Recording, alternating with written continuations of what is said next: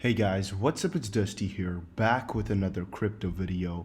And today we're going to be talking about Ripple and XRP. And again, I'm pretty excited to say that we are giving away $50 worth of crypto, and that all that you have to do to enter is press the like button on this video and comment something down below. And then if we hit 300 likes within 24 hours, we are giving that away. But now guys, to start it all off, XRP advocate calls for fork amid alleged Ripple flooding. This is one of the things we've seen come by for the last couple of days, but I actually only today noticed the severity of the situation and how many people are actually talking about this and how many people are attaching value to this. And so from today on forward, I'll take it a little bit more seriously, the real threat and the real issue. So again, to put it into perspective a little bit for you guys, the rundown: let's fork XRP. Is Ripple really dumping on backholders and focus on expanding Ripple coin utility? There is an XRP evangelist, well, crypto bidlord, who used to be, but sometimes wasn't, but sometimes again kind of was a real XRP supporter. And he's calling for a fork of the cryptocurrency to prevent Ripple from dumping coins on investors' profit. So every quarter, Ripple publishes a report showing the sales figures for tokens within the preceding 3 months. And critics say the company is dumping these tokens for profits while the value of the coin itself continues to tumble. And as a solution to all of this, Crypto Bidlord at first said, hey, let's start a petition. He did, and there was like 3,000 people who signed for Ripple to stop, quote unquote, dumping their coins that they have in escrow that they're selling for the XP ecosystem. And now he said on Twitter, I'm thinking about forking XRP so we don't have to deal with the founders dumping. This will be a community effort. Retweet if you're in. And yeah. Again, what I said in my previous video and what I still stand by is that for him to really fork will be one of the most stupid things ever. I guess it's not that much of a hard job for him to do, as I know he will and can get it done if he wants to. But in terms of investors, if you actually go ahead and switch over from XRP to, let's say, XRB, that he creates, XR Bidlord, or XRP and Bidlord, whatever he wants to call it, I don't care. It's going to be very difficult for that to go anywhere, as if you're already seeing XRP as useless or XRP as stupid, which a lot of people are, or XRP as, this, that, whatever, then I don't see any way or any reason for this new XRP to be better. Because if you think about it, the biggest use case for XRP that we're all hoping for is XRapid usage, or really how Spring decides to spread it around. But if he were to fork it in a most literal form, there's no use case anymore. There's nothing special about it. It's just a fast and cool coin. But it's not a liquidity provider, nothing like that anymore in the big sense of working with banks, because then Crypto Bidlord on his own, instead of a billion-dollar company or multi-billion-dollar company, has to go ahead and spread the use of XRPB or whatever he wants to create, which is again kind of taken away from the purpose of XRP being cool. And as defending that, Brett Gong has actually put up a whole story on Twitter, which is really nice, by explaining how it's actually going down, the spendings that they're doing, and also why they're spending this XRP and how it's coming along and why it's actually quite a good thing, really. Like, some people are saying it's bad, but see, from the historical point of view, like way before, they used to actually spend more, and you can check out exactly how much this is if you want to. You can go ahead and look it up, but they used to spend more than they do now. And over a very long period of time, we've actually gone up in price. And even here, we've gotten huge spikes, and over time, we've just been going up, even though they're always dumping, quote unquote dumping, this said XRP. So I'm kind of wondering why it's like up for speech right now, up for choice. Why people are now making all of a sudden a fuss about it, but before, for the last years, nobody has really done so. And also why they would think it's a good idea to kind of step away from Ripple, whilst that's the main thing getting XRP up anyway. Like, if Ripple were to say like, oh, we're not doing XRP anymore, we're quitting with them, we're keeping all our coins, never selling them anymore, but we're not involved with Ripple, with XRP anymore, I don't think I would really like the coin anymore. But that's just my perspective. Ethereum transactions worth $35 million detected on Ripple's XRP ledger network. Now, again, I've actually covered in the past how you can send Bitcoin via the XRP ledger. I don't know if you guys have watched that video, but there's a couple of cool videos that I did explaining how you can actually lower your transaction fees that way to a certain extent. Now, it works with kind of depth obligations, but it's really kind of an interesting topic. Again, you can look up a video on my channel about that. You just gotta kind of scroll through. Ripple's on the rise despite ongoing legal complaints alleging that XRP could be an unregistered security. The San Francisco-based fintech organization continues to pump XRP into a growing ecosystem of adjacent startups. A major portion of Ripple's success is also contributed by the XRP Ledger, an efficient platform for frictionless transactions of money globally, and Ripple connects banks and payment providers via RippleNet, which runs on the most advanced blockchain technology and is known to be scalable, secure, and interoperative with different networks. Also using the XRP Ledger, one can execute XRP transactions within seconds at minimum costs. However, it's not known to many that the same ledger can be utilized to send and receive other crypto assets with high speed and low cost, just as XRP. And not so surprisingly, some out there are putting this feature to good use in real time. DefNoProd, a developer, most likely, that posted on Twitter on a daily basis. Oh, wait, let's read it from the beginning. A Twitter handle, DefNoProd, that posts news and data regarding XRP Ledger every day, shared on the evening of August 28th, 200,000 Ethereum was sent across the XRP Ledger in last hour.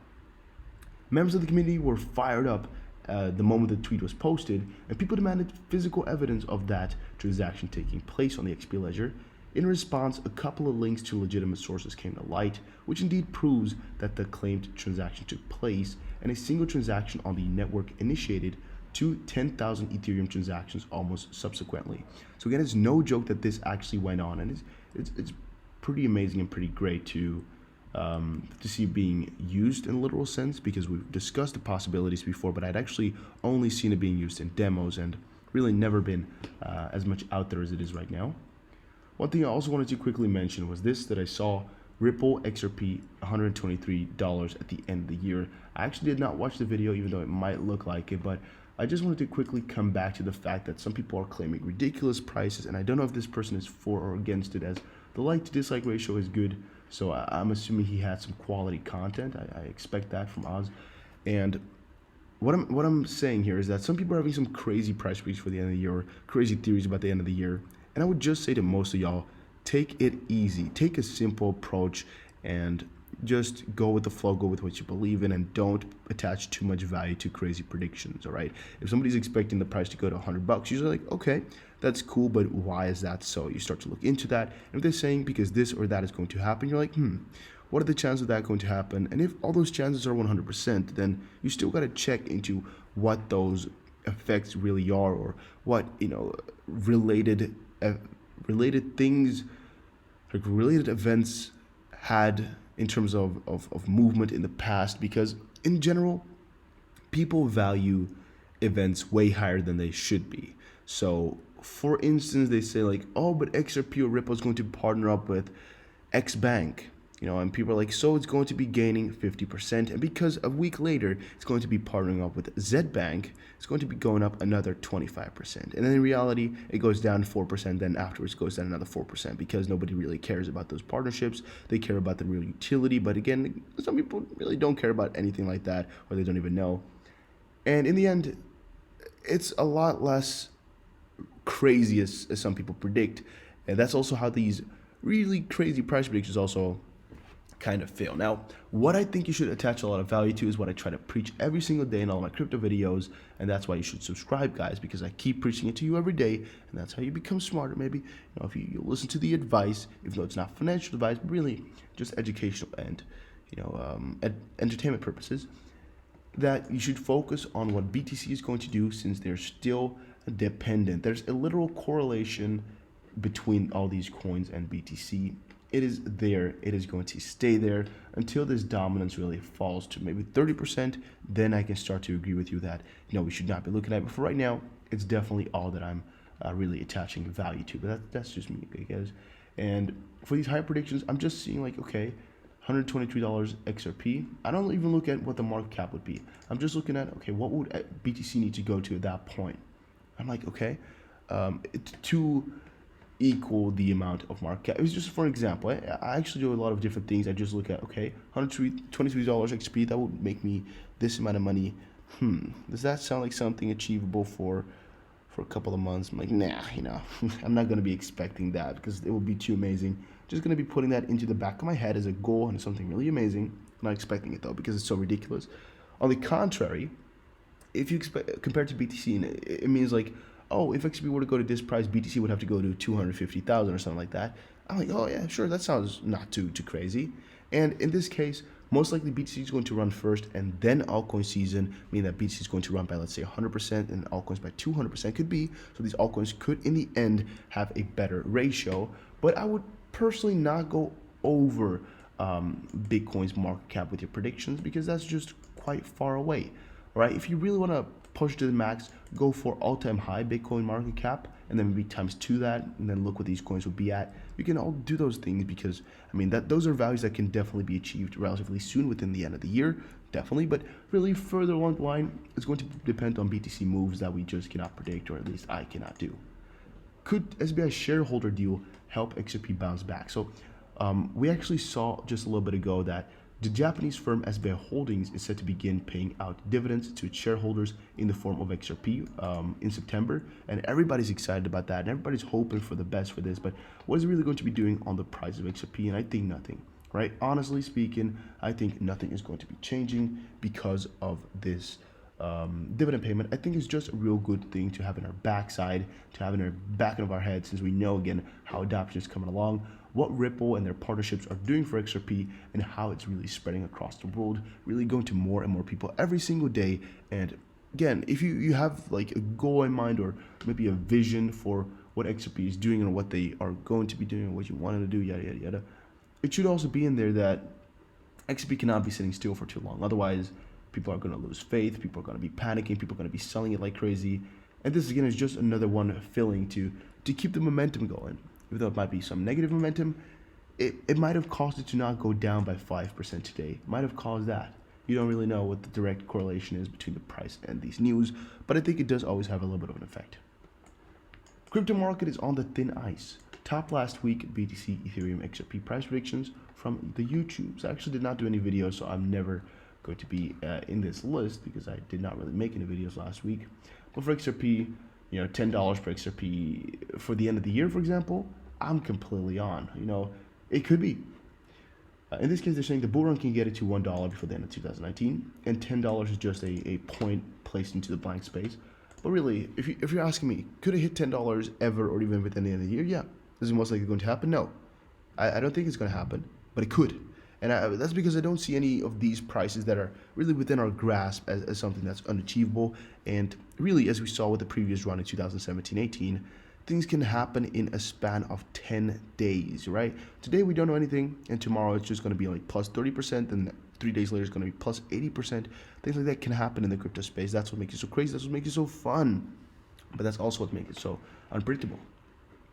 Ripple price analysis: XRP sees a mild fall. Is a rebound around? Well, I actually don't really find it to have fallen. I had the fallen, and I can't get up in my head, but it's not been doing too much. And right now, I'm not going to worry any of you or myself with a minus 0.6%. If we're talking stocks or forex with a high leverage, come back to me. But here, with just XRP going minus 0.6 on a daily, or intraday even, it's just a couple of hours. Yeah, no, I don't give a crap. I don't give anything about that. I couldn't care less, because that can happen to any coin.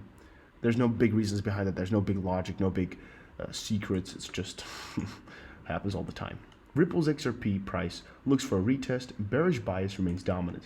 Well, what this is actually saying is that we've been trying to test those prices, but really being bearish, that the mood of being bearish is still the one that most of the people are having.